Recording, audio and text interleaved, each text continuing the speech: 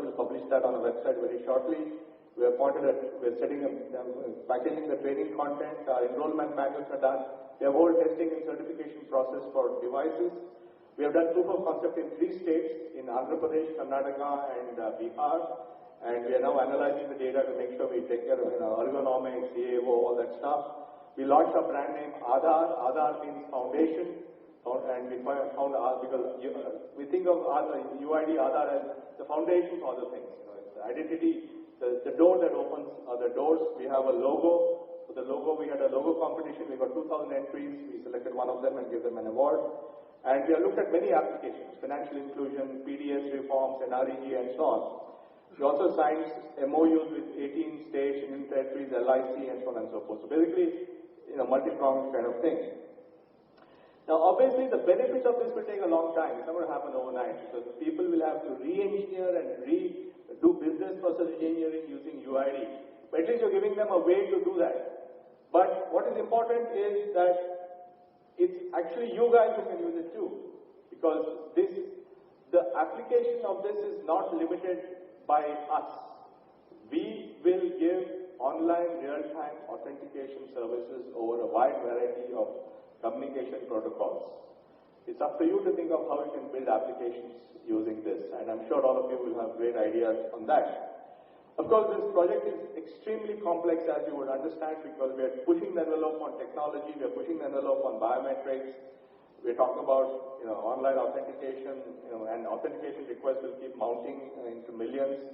There are issues of privacy and security, so our technology has to be secure, our law has to be secure. The scale, 1.2 billion people have to land up in the next 2 years at some location to give their biometrics, including all of you. There's a huge scale issue. And then, of course, there are political issues and all that stuff. So it's a massive thing because it touches everyone. It touches every individual. It touches every agency. So everybody has to be on board and everybody has to sign on to our ecosystem. And that's a massive coordination challenge that we have, but we hope we can get there. So what's our goal? We said we'll issue the UIDs in 12 to 18 months. 12 to 18 months is sometime between August of this year to February of next year. So we do plan to stick to that schedule. So in the next few months, our numbers will start rolling out.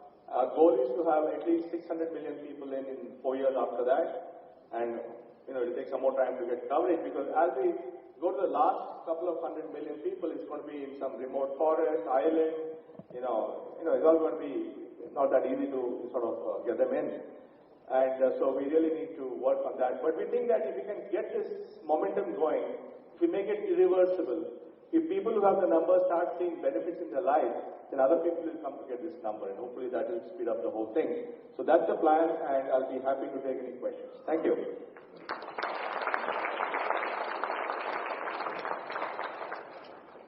Right. Shoot. And we have so many laws mandating so many things. Hello. Sir, you have told about including the new entries into the system. New what? New entries. New entrants, whosoever will be just added to the database. Yeah. What about the one who will exit? If you die, you take the number with you. So what will happen to the expansion of database ultimately?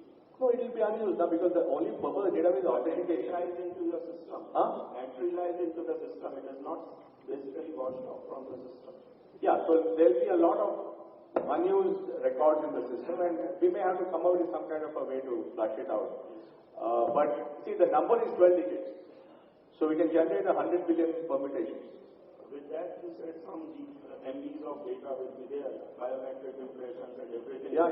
So it will be a lot of space which will be occupied unnecessarily. So selling good for Manoj. No, but I'll tell you the problem we have. We don't know who's dead. I mean, if the death certificate system was completely robust and they sent us a file saying these UID numbers no longer alive, we can flag it, but we don't know. Right? So the only way we know is there is no activity on a number, right? If there's no authentication request for 5 years on a number, either it's dead or it's gone to the Bahamas. So eventually you are going to fix up a limit to that also. Yeah. Yeah, we'll come out of the way, we'll come out with some kind of logic saying we'll come to the conclusion that there is no request authentication of this person for X number of years, therefore he's probably no longer alive. But we haven't reached that 1 minute. How does the chain management happen basically in case somebody has shifted from one location to another? They would like to change that. See, actually, the data we have is very simple. The biometrics is, there may be some refresh, but by and large it doesn't change. Name hopefully doesn't change. Once in a while, marriage or you're Ajay Devgan and you want to drop the A, that kind of stuff. But otherwise, marriage and stuff like that. Sex, hopefully not very often. Date of birth, hopefully shouldn't change. The only thing that is really volatile is the address. So what you do is when you can go to any one of our registrars and do a change of address. So we might be able to take 2-3 more questions. Maybe this side, I think all somebody. Will you be charging for the verification? Well, some verification we may charge, but the basic verification will probably be free because for us, we measure ourselves by adoption. So we want people to use authentication services. For example, you may have an application that, let's say you're in the healthcare business.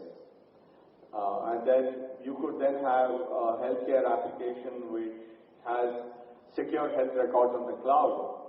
You authenticate on the phone and then you can, provide handheld diagnostic services or whatever it is. So, and frankly, we think that it's up to you to think of applications because I think there's a lot of stuff you can do with this. Sir, how address will change? Huh? How fast address will change once you approach a registrar?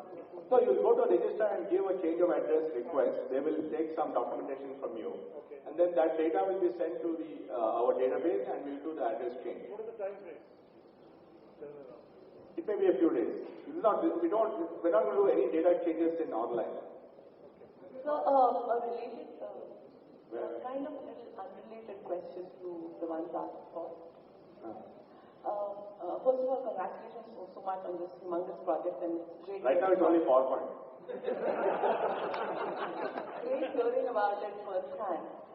So given the huge number of illegal immigrants that, we keep getting estimates about, some 20 million, 30, 40 million, how do we propose to keep this as an identity just for Indians and not have it This is not a number which confers citizenship. This is a number which is available to every resident of India who meets the proof of identity and proof of address process that we have defined in our document, which is on our website. It is up to the appropriate agency then to make decisions about the nationality. Then isn't this in some way avoiding a quasi-Indian-ness? No, we are very clear. The number does not confer nationality, citizenship, benefits, personal rights, entitlements, nothing. Just says X is X. It is still the obligation of appropriate authorities to do something about it. We can't take on that obligation. And that, ladies and gentlemen, we can have only one last question because we're really running behind time. So, sir, your pick. Where should I go? Maybe in the center? Yeah, center something.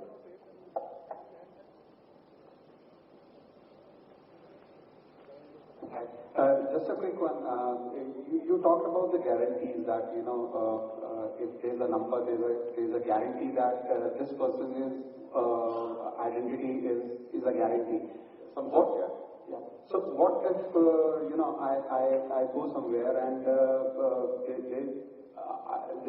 I do not get authenticated if there's any problem at the UID or whatever. And since this is a number which is, connected to all of my identities. Yeah, so we'll have to, obviously there have to be some rules. Either we will have to have the application, will have to have it, if it's not working, then they'll accept it or whatever.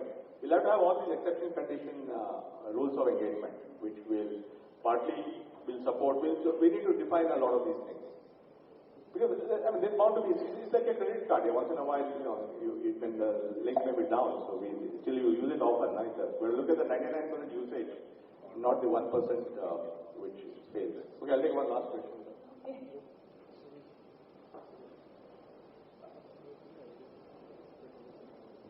My question is, how do you give a unique identity for people who don't have an address? How do you want to cover them? Well, if you go and check our website, by the way, our website is www.uidai.gov.in. All our documents on the website. Please go and check it out. We will, for example, because it is an inclusive program, for example, an NGO can